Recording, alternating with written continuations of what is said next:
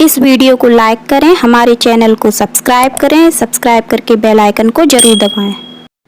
Hello friends, welcome to my channel. Friends, इस video में आज मैं आपके साथ शेयर कर रही हूँ वट सावित्री की पूजा विधि। वट सावित्री की पूजा के लिए अखंड सौभाग्यवती का मंगलसूत्र कैसे बनाया जाता है, चना कैसे निगलने चाहिए, ये सारी विधि सारे नियम मैं इस वीडियो में आप लोगों के साथ शेयर करूंगी। तो इसके लिए मैंने गाय के गोबर से चौक को लीप लिया है। आपके पास गाय का गोबर ना हो तो आप हल्दी में पानी डालकर भी चौक को लीप सकते हैं। चौक को लीप लेने के बाद इस पर हम बनाएंगे आटे से और हल्दी से अष्टदल कमल। आप अष्टदल कमल ना बनाना चाहें तो आपको जो भी रंगोली पसंद हो वो भी आप बना सकते हैं। वैसे अष्टदल कमल पूजा में बहुत ही ज्यादा शुभ माना जाता है, तो यहाँ पे मैं अष्टदल कमल बना रही हूँ बहुत ही सरल तरीके से।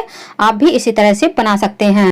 वट सावित्री का व्रत सौभाग्यदायी और संतान प्राप्ति के लिए बहुत ही महत्वपूर्ण है। यह ज्येष्ठ मास की अमावस्या को किया जाता है। पति की दीर्घायु और हर प्रकार के सौभाग्य की प्राप्ति के लिए वट सावित्री का व्रत रखा जाता है। यह जेठ मास की अमावस्या को किया जाता है।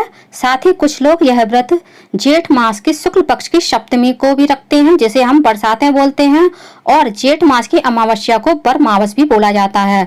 अब मैंने चौक पर डाल दिया है गेहूं अनाज के रूप में। आप चाहें तो चावल भी डाल सकते हैं।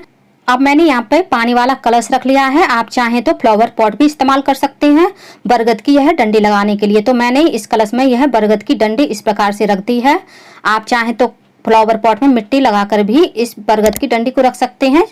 जब भी आप वट सावित्री की पूजा करने के लिए बरगद की डंडी मंगाएं तो इसमें इस तरह के फल और कलियां लगी होनी चाहिए। ज्यादा कलियां ना हो तो एक कली तो जरूर होनी चाहिए। अब मैंने यहाँ पे ये गौर परिवार बना लिया है, यानी गौर माता बना ली है इस तरह से। ये मैंने किस तरह से बनाई है इसका वीडियो मैं अपने चैनल पे पहले ही डाल चुकी हूँ।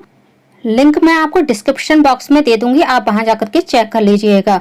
मैंने इस तरह से गौर माता को भी चौक पर स्थापित कर दिया है। फ्रेंड्स, हम पूजा की सामग्री देख लेते हैं पहले क्या क्या चाहिए हमें।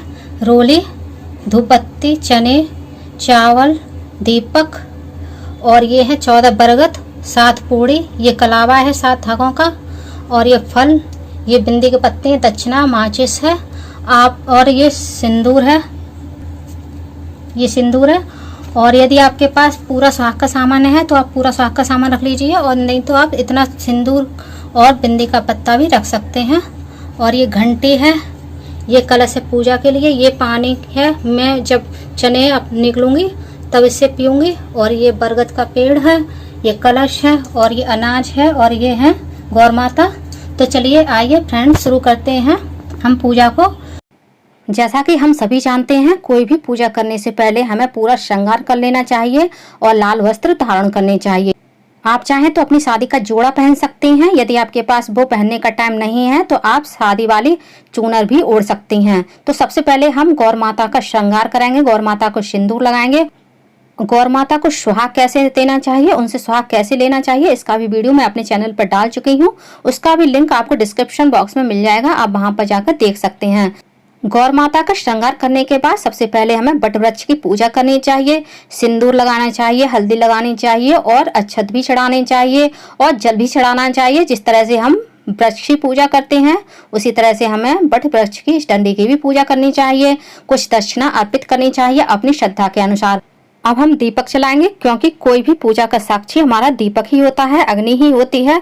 धूप दीप जला करके हम सबसे पहले वट वृक्ष को, गौर माता को दिखाएंगे, उसके बाद हम पूजा आरंभ करेंगे। तो यहाँ पे मैंने दीपक जला के रख लिया है और मैंने धूप बत्ती भी लगा दी है। अब हमने बाने के लिए जो 7 पूड़ी और 14 बरगद लिए हुए हैं, उनमें से 7 बरगद में से तोड़ करके हमें रखना है, और 7 पूड़ी में से थोड़ा थोड़ा से तोड़ करके रखना है। इस तरह से तोड़ना है आपको। अब हम गौर माता का और वट वृक्ष का भोग लगाएंगे। तो सबसे पहले मैं यहाँ पर गौर माता का भोग लगाऊंगी। कम से कम गौर माता को या किसी भी देवी देवता को जब भी आप भोग लगाएं कम से कम 2-2 बार अर्पण करें। यहाँ पे मैंने गौर माता को अर्पित कर दिया है। अब हम वट वृक्ष को भी अर्पित करेंगे।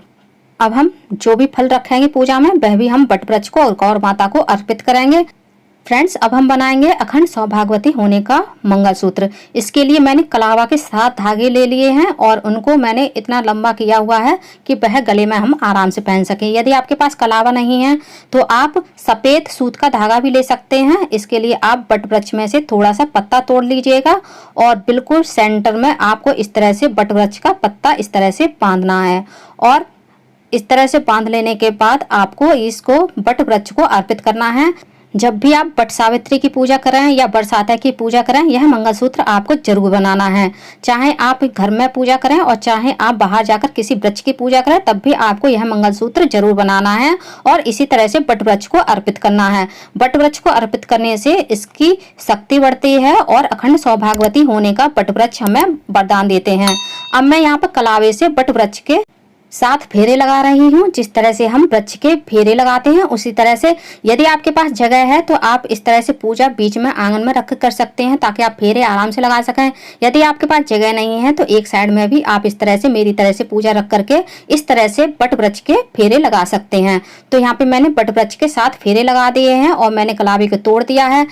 अब जो मंगलसूत्र हमने वट वृक्ष को अर्पित किया है उसे उठा लेंगे और अपने गले में धारण करेंगे। यदि संभव हो सके तो आप यह मंगलसूत्र अपने पति के हाथों से पहनिएगा। यदि संभव नहीं है तो आप अपने हाथों से भी इसे पहन सकते हैं। यहाँ पे मैंने माता गौरी को एक बिंदी लगा दी है और जो हमने 14 चने लिए थे उसमें से 7 चने हम वट वृक्ष को अर्पित कर देंगे और 7 चने हम अपने लिए रख लेंगे निगलने के लिए। आप ये चने कच्चे भी निकल सकते हैं और आप चाहें तो जल में भिगाकर भी इन चनों को निकल सकते हैं। अब हमने जो ये बाना लिया है आप अपनी सास को, ननद को दे सकते हैं, किसी पंडित को दे सकते हैं और यदि आपके पास कोई नहीं है तो किसी कन्या को भी दे सकते हैं। और जो हमने सुहाग की सामग्री ली है इसमें से थोड़ी सी सुहाग की सामग्री हम अपने लिए भी रख सकते हैं। और फ्रेंड्स, जब हम अगले दिन यह चौक बनाएंगे तो चौक पर थोड़ा सा अनाज और डालेंगे, उसके बाद ही हम चौक बनाएंगे। तो अब मैं यहाँ पे पहले आरती कर देती हूँ। पहले गणेश भगवान की, माता गौरी की और भोलेनाथ की आरती करनी है, उसके बाद हम कथा पढ़ेंगे। तो पहले यहाँ पे मैं कथा पढ़ूंगी, उसके बाद चना कैसे निगलने हैं वह भी मैं आप लोगों के साथ शेयर करूंगी। तो यहाँ पे मैंने कथा पढ़ ली है, भगवान को आरती कर दी है, धूप दीप दिखा दिया है। अब हमने जो कच्चे 14 चना लिए थे उसमें से 7 चना लेंगे और एक बरगद की कली जो लगी हुई है वो तोड़ लेंगे और इन 7 चना और कली को एक बार में ही हमें इस पानी की सहायता से निगल जाना है।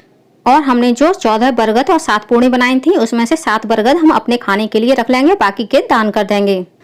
तो फ्रेंड्स, आप लोगों को मेरा यह वीडियो कैसा लगा कमेंट करके जरूर बताइएगा। और आप मेरे चैनल पूनम की आस्था पर यदि पहली बार आए हैं तो प्लीज चैनल को सब्सक्राइब कर लीजिए, वीडियो को ज्यादा से ज्यादा लाइक कीजिए, शेयर कीजिए, साथ ही बेल आइकन को प्रेस कर दीजिए ताकि हमारे आने वाली सारी लेटेस्ट वीडियो की नोटिफिकेशन आप लोगों को टाइम से मिल सके।